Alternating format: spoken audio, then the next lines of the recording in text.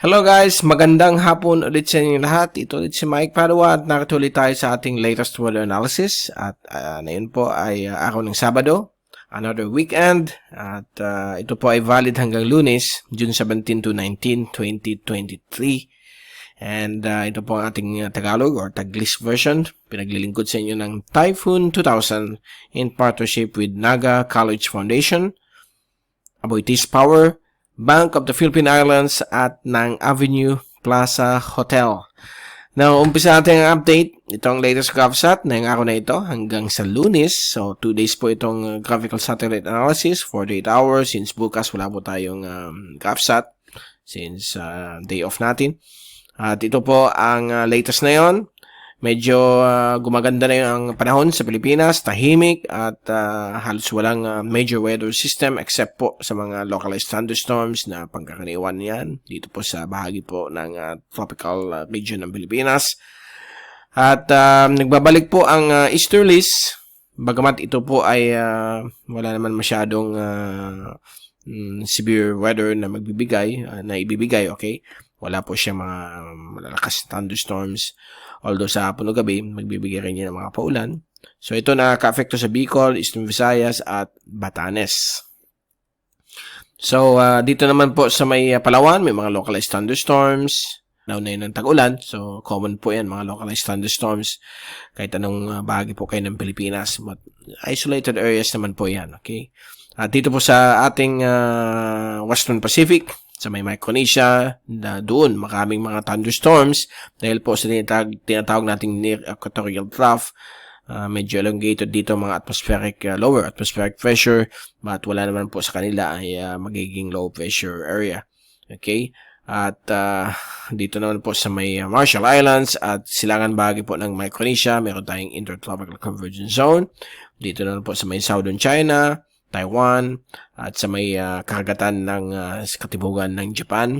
Kasama po ang Okinawa, meron po tayong tinatawag dito ang seasonal frontal system o stationary major front.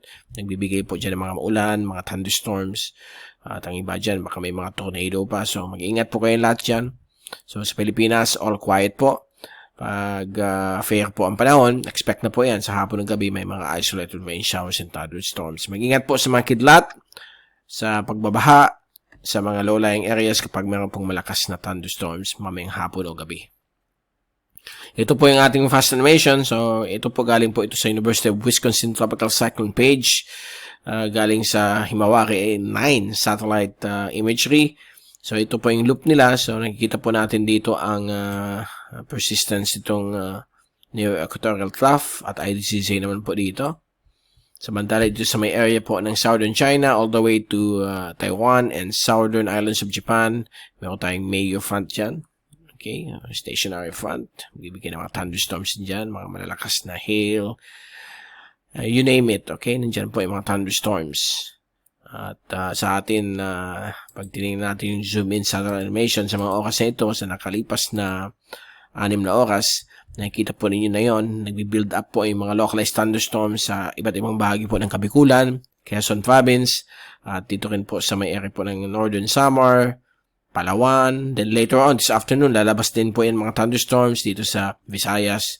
At ngayon sa Mindanao, mayroon na po nagpo-form as we speak. Okay? So, yan po ang mga localized thunderstorms na dala ng tropical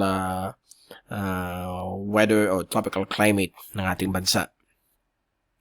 At ito po yung pressure at wind forecast para makita ninyo kung ano mga susunod na mga wind at pressure systems sunod na 3 araw.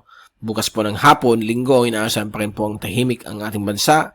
Variable winds, may konting hangin lang mula sa timog, sa may coastal na waters po ng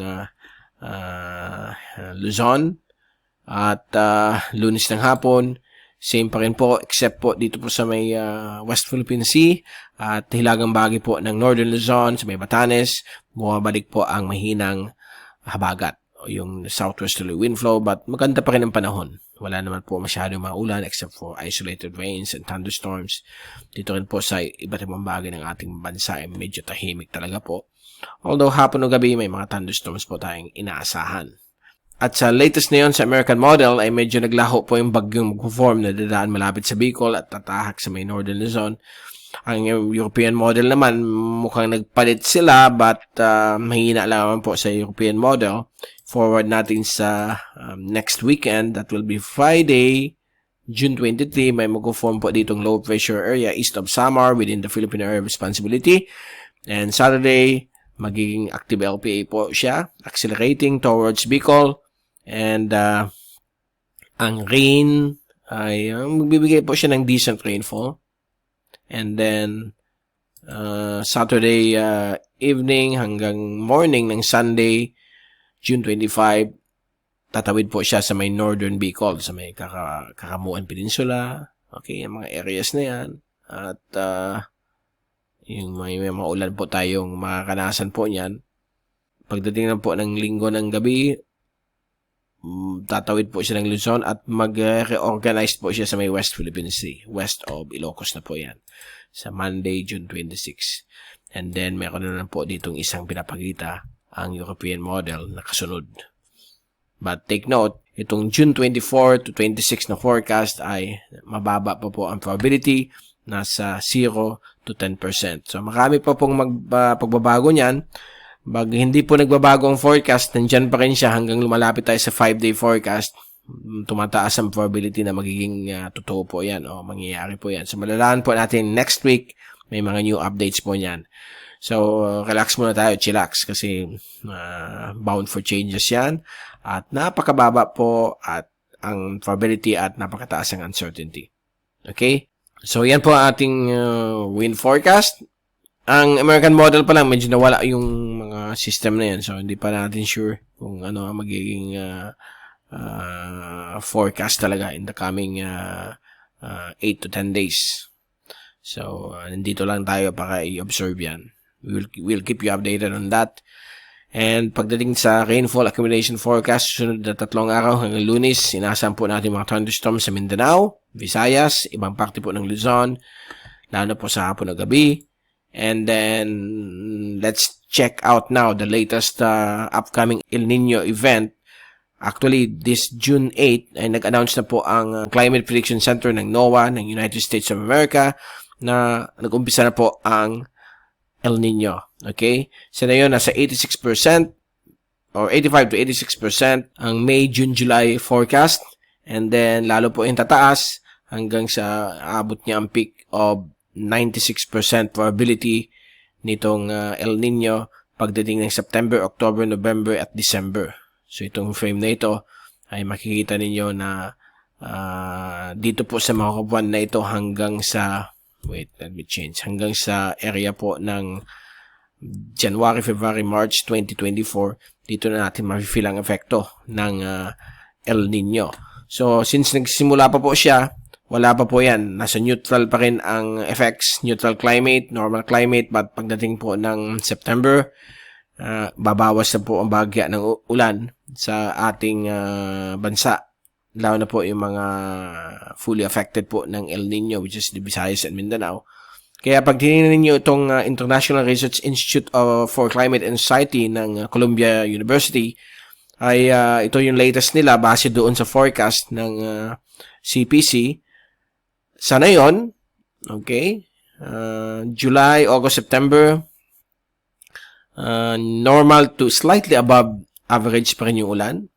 Pero pagdating po ng August, September, October, yan na po, magsimula na pong magkakaroon ng paunti-unting below average na ulan sa Mindanao at Luzon.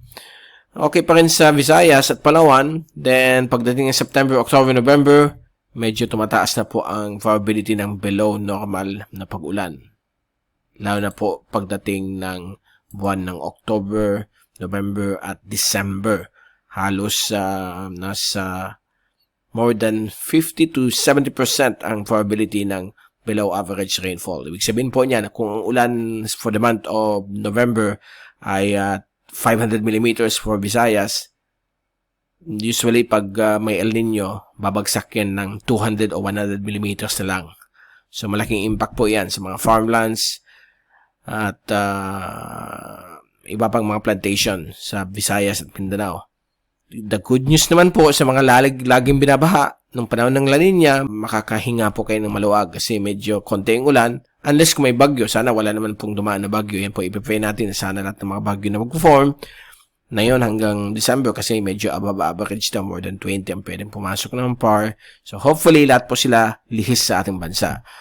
But nature po yan, hindi po natin ma-avoid yan. May mga pailan-ilan talaga yan magla-landfall kasi pag out of 20, mga 9 o 10 ang nag-cross ng ating bansa. Yan po talaga ang natural passageway ng mga bagyo dahil po sa pag-interact nito mga high pressure areas, lalo na pagdating ng bare months. Okay? So, yan po ang latest sa El Nino. Nagsimula na po. So, we expect the effects mga September hanggang early next year na po yan. March, April, May. So, syempre kung kulang ulan, mainit po yan. So, please take all necessary precautions lang po. Okay, so dyan muna natin tinatapos ang ating update na yung weekend ng June 17 at babalik tayo by Monday to give you more updates sa ating panahon. Mula sa Typhoon 2000, ito si Mike Parang papaalam. Mag-ingat po tayong lahat. #weatherwiser. Happy weekend to all at maraming salamat po sa pagpanood sa aking channel at salamat din sa pag-continue ninyong pagsuporta. God bless po at have a great weekend.